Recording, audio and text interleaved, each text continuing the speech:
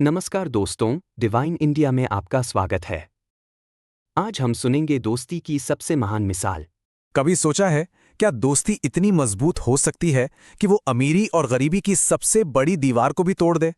आज हम बात करेंगे एक ऐसी ही कहानी की जो शायद हम सबने सुनी है, लेकिन जिसकी गहराई दिल को छू जाती है।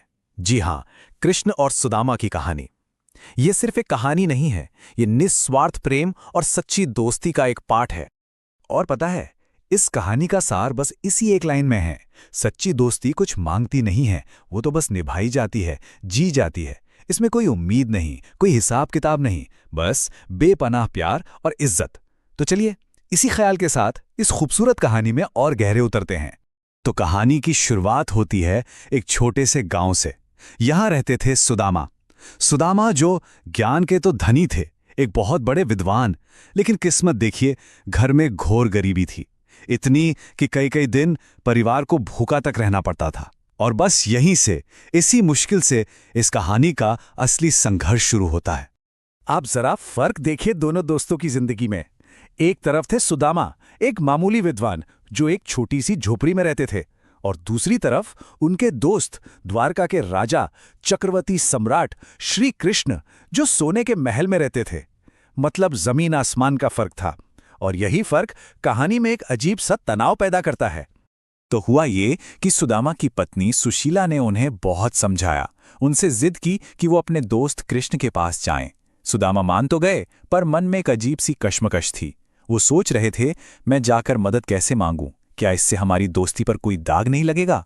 उनका मकसद मदद मांगना था ही नहीं, वो तो बस इतने सालों बाद अपने दोस्त का चेहरा देखना चाहते थे। अब एक और मुश्किल थी, किसी से मिलने जाएं और वो भी एक राजा से, तो खाली हाथ कैसे जा सकते हैं? ये तो उस समय की परंपरा के खिलाफ था। लेकिन सुदामा के घर में देने के लिए था ही क्या?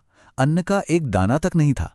तब उनकी पत्नी ने बेबस होकर पड़ोस से मांगकर एक छोटा सा, बहुत ही मामूली सा उपहार तैयार किया। और जानते हैं वो उपहार क्या था? सिर्फ 3 मुट्ठी पोहा। ये सिर्फ चावल नहीं थे, ये उस परिवार की उस वक्त की पूरी जमा पूंजी थी। ये उनकी गरीबी का भी सबूत था, और उनके साफ दिल, उनके सच्चे प्यार का भी। अब सुदामा चल तो पड़े द्वारका की ओर, लेकिन रास्ते भर एक ही सवाल उनके मन में घूम रहा था। द्वारका के सम्राट के लिए ये 3 मुट्ठी चावल, ये क्या भेंट हुई? उन्हें डर लग रहा था, कहीं कृष्ण इसका मजाक ना उड़ा दें, कहीं लोग हंसे ना। दिनों की लंबी थका देने लानी यात्रा, और फिर आखिरकार सुदामा द्वारका पहुंचे। अरे क्या शहर था, सोने की नगरी! ऐसा कुछ तो उन्होंने सपनों में भी नहीं सोचा था। लेकिन उनकी यह हैरानी बहुत जल्दी एक अपमान में बदल गई। जैसे ही वो महल के गेट पर पहुंचे, पहरेदारों ने उन्हें रोक दिया, उनके फटे पुराने कपड़े देखकर। बस पहली ही रुकावट सामने आ गई। द्वारपालों ने उन्हें भिखारी समझा और बड़े अपमान के साथ रास्ता रोक लिया। सुदामा ने बहुत मिन्नतें की, तो द्वारपालों ने मजाक उड़ाते हुए ही एक सेवक को अंदर भेजा, ये बताने के लिए कि कोई गरीब ब्राह्मण राजा से मिलने की जिद कर रहा है। लेकिन जैसे ही उस सेवक के मुंह से सुदामा नाम कृष्ण के कानों तक पहुंचा, बस समझिए सब कुछ बदल गया।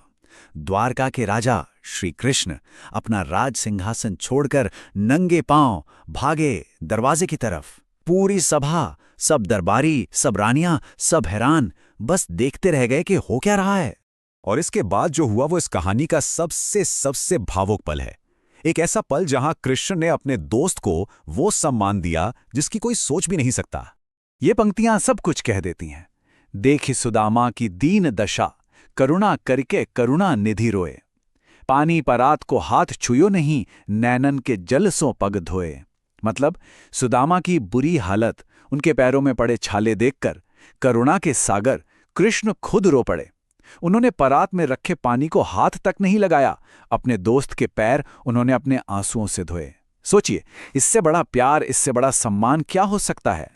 तभी कृष्ण की नजर उस छोटी सी पोटली पर पड़ी जिसे सुदामा शर्म के मारे छिपा रहे थे। कृष्ण ने हंसते हुए वो पोटली ले ली, उसे खोला और बड़े चाव से एक मुट्ठी पोहा खा लिया। और बस उसी एक मुट्ठी के साथ सुदामा की सारी गरीबी खत्म हो गई। जैसे ही कृष्ण दूसरी मुट्ठी खाने लगे, रानी रुक्मणी ने उनका हाथ पकड़ लिया।